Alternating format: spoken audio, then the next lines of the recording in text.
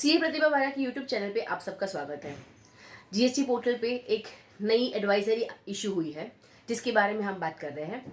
Rule 88D जो newly insert हुआ है 1 अक्टूबर 2023 से एप्लीकेबल हुआ है और उसी के चलते हुए फॉर्म DRC 01C भी आ गया है।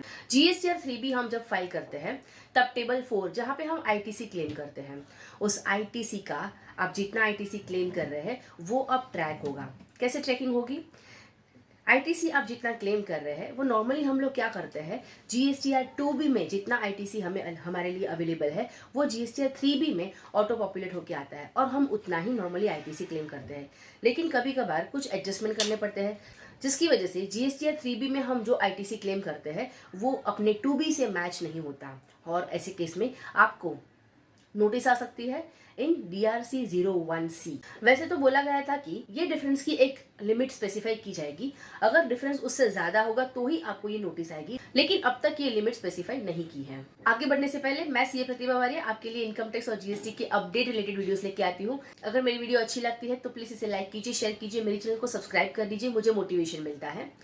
और कुछ क्वेरी से तो कमेंट सेक्शन में पूछ सकते हैं और टेलीग्राम ग्रुप भी ज्वाइन कर सकते हैं। ओके, तो अब पोर्टल पे जाके देख लेते हैं कि इसको कैसे चेक करना है। आप जैसे ही लॉगिन करते हैं सर्विसेज में रिटर्न्स में आपको कंप्लायंस रिटर्न्स एक ऑप्शन दिखेगा, उस पर क्लिक कर दीजिए। वहां पे आपके सामने दो फॉर्म्स ओपन हो जाएंगे, एक DRC 01B and DRC 01C। DRC 01B पहले से ही था, जो डिफरेंस बताता है आपकी GSTR 1 और 3B में जो आउटपुट लायबिलिटी आप GSTR 1 में शो कर रहे हैं और GSTR 3B में बता रहे हैं उसमें कुछ डिफरेंस होता है तो आपको DRC 01B इश्यू हो जाता है। यहाँ पे आज हम डिस्कस कर रहे हैं DRC 01C के बारे में, जिसमें डिफरेंस बिटवीन 2B ITC और 3B ITC which you have claimed. Okay, so अब DRC 01C आपको यहाँ पे दिख रहा है जो अभी से एप्लीकेबल हुआ है 1 अक्टूबर 2023 से। अगर आपके रिटर्न्स में कुछ मिसमैच है तो ही आपको इसकी नोटिस आएगी, करेक्ट, और तभी आप इसमें क्लिक करेंगे तभी जाके आपके सामने ये फॉर्म ओपन हो जाएगा और आपकी नोटिस ओपन हो जाएगी। लेकिन ऐसी कोई नोटिस नहीं है, क्लिक करने के बाद भी कोई नोटिस नजर नहीं आए। नोटिस मिलने के 7 दिन के अंदर ही आपको इसका रिप्लाई करना है, चाहे जितने अमाउंट की आपको नोटिस है उतना आप पेमेंट कर दे, या फिर अगर पेमेंट नहीं करना चाहते हैं तो आपको इसका रीजन बताना है या इसको क्लैरिफिकेशन देना है। तो अगर DRC 01C में आपको नोटिस आ भी जाती है तो आपको डरने की घबराने की जरूरत नहीं है।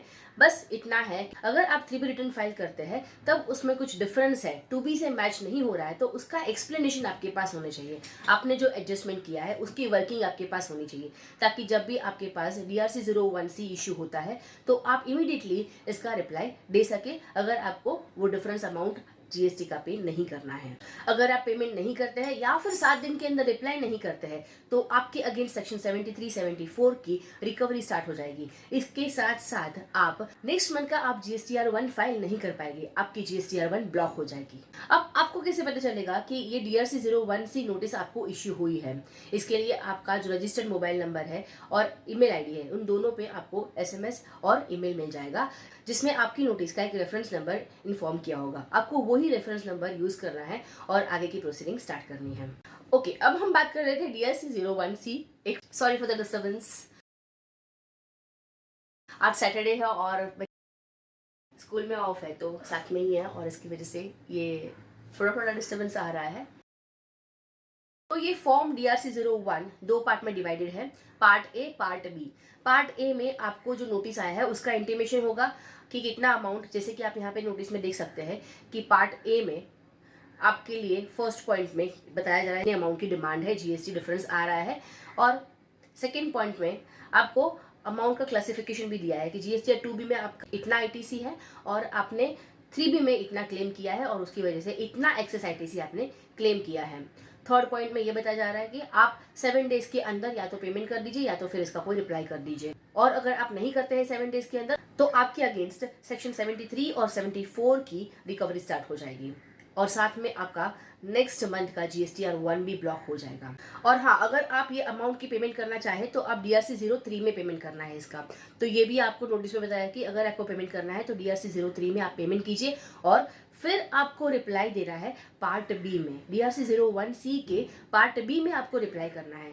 इसका पार्ट बी में फर्स्ट पॉइंट, जहां पे आपने अगर पेमेंट किया है तो उसकी डिटेल सबमिट करनी है। आपने जो DRC 03 में पेमेंट किया है उसका ARN मेंशन करना है, कौन से हेड में आपने पेमेंट किया है एंड सो ये डिटेल्स आपको डालनी है। अगर आप पेमेंट नहीं करना चाहते हैं तो नीचे जो कॉलम है पॉइंट बी, उसमें आपको बताना है आपका रीजन कि क्यों आप पेमेंट नहीं कर रहे हैं और क्यों आपका इतना एक्सेस ITC आपने क्लेम किया है।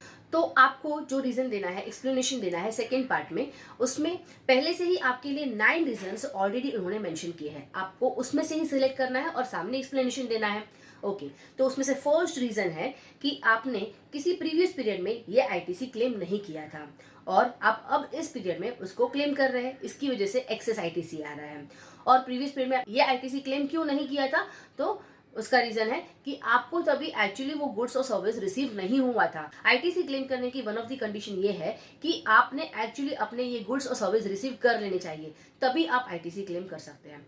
तो तभी आपने गुड्स और सर्विस रिसीव नहीं किया था और इसलिए आपने तभी ITC क्लेम नहीं किया था उस पीरियड में, और अब आपने गुड्स और सर्विस रिसीव कर ली है इस मंथ में, इसलिए अभी वो ITC क्लेम कर रहे हैं जो आपको 2B में नहीं शो हो रहा है, और इसी रीजन से आपका 2B और 3B का जो ITC है उसका मिसमैच आ रहा है। और सेकेंड रीजन ये है कि आपने गलती से पहले ये ITC क्लेम नहीं किया था, भूल गए थे, कुछ भी रीजन होता है, गलती से नहीं हुआ था, लेकिन अब आपको याद आ गया है या फिर आपके ध्यान में ये बात आई है कि ये ITC तो क्लेम करना बाकी है और इसी रीजन से आप ITC क्लेम कर रहे हैं। अब थर्ड और फोर्थ पॉइंट रीजन ये है कि ITC आपका GST 2B में शो ही नहीं हो रहा है, क्योंकि ये ITC इंपोर्ट ऑफ गुड्स का है या फिर स्पेशल इकोनॉमिक जोन से कुछ गुड्स इंपोर्ट किए थे उसके है, तो ये आपको GST 2B में शो नहीं हो रहा था और उसकी वजह से आपका जो अब ITC क्लेम कर रहे हैं उसका डिफरेंस आ रहा है। फिफ्थ रीजन ये हो सकता है कि आपने प्रीवियस पीरियड में कुछ ITC रिवर्स किया था, जितना ITC रिवर्स करना चाहिए था उससे ज्यादा ITC आपने मतलब एक्सेस ITC रिवर्स कर दिया था, जो आप अब इस पीरियड में रिक्लेम कर रहे हैं। तो ये अगर ऐसा कोई रीजन है जिसकी वजह से ITC का आपका डिफरेंस आ रहा है तो यहाँ पे आप फिफ्थ पॉइंट में लिख सकते हैं। नेक्स्ट पॉइंट है और नेक्स्ट रीजन हो सकता है rule 37।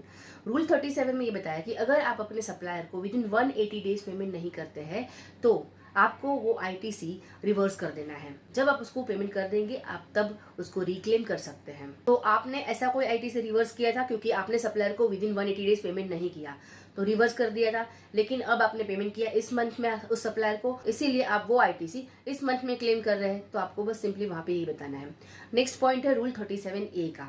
As per rule 37A, rule 37A पे डिटेल्ड वीडियो भी मैंने बनाई है, डिस्क्रिप्शन में आपको लिंक मिल जाएगी।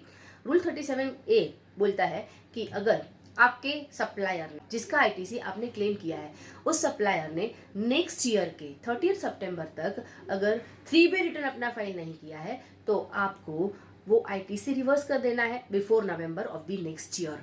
ठीक है, तो ऐसे केस में आपने ऑलरेडी कुछ ITC रिवर्स कर दिया था एज पर रूल 37A, लेकिन अब आपके सप्लायर ने 3B रिटर्न फाइल कर दिया है तो आप उसको रिक्लेम करेंगे और उसकी वजह से ये ITC में डिफरेंस आ सकता है, 2B और 3B से मैच नहीं हो रहा है, तो आपको बस यहाँ पे इसमें मेंशन करना है। 8th रीजन ये हो सकता है आपने 3B रिटर्न फाइलिंग में कुछ गलती कर दी है और आप जानते हैं ये गलती है और आप उसको करेक्ट करने वाले हैं नेक्स्ट मंथ में, तो आपको वो रीजन भी यहाँ पे बताना है कि ये इनकरेक्ट डिटेल्स हम लोग ने डाल दी है 3B रिटर्न में, लेकिन उसको नेक्स्ट मंथ में हम करेक्ट कर देंगे। और लास्ट में 9th reason, any other reason, अगर आपके पास इसके अलावा जो 8 रीजन ऊपर बताया है उसके अलावा कोई भी रीजन है जिसकी वजह से ये मिसमैच आ रहा है तो आपको यहाँ पे वो अदर रीजन भी बताना है और फिर पार्ट बी का वेरिफिकेशन करके आपको सबमिट करना है। सो ये है DRC 01C। अगर ITC एज पर 2B और 3B में आप जितना ITC क्लेम कर रहे हैं उसमें डिफरेंस है तो आपको ये नोटिस आने की चांसेस है। अगर नोटिस आती है तो टेंशन नहीं लेना है, सिंपली आपको इसका रिप्लाई करना है विद इन 7 डेज, ये बहुत इंपॉर्टेंट है, 7 दिन में आप उसको रिप्लाई कर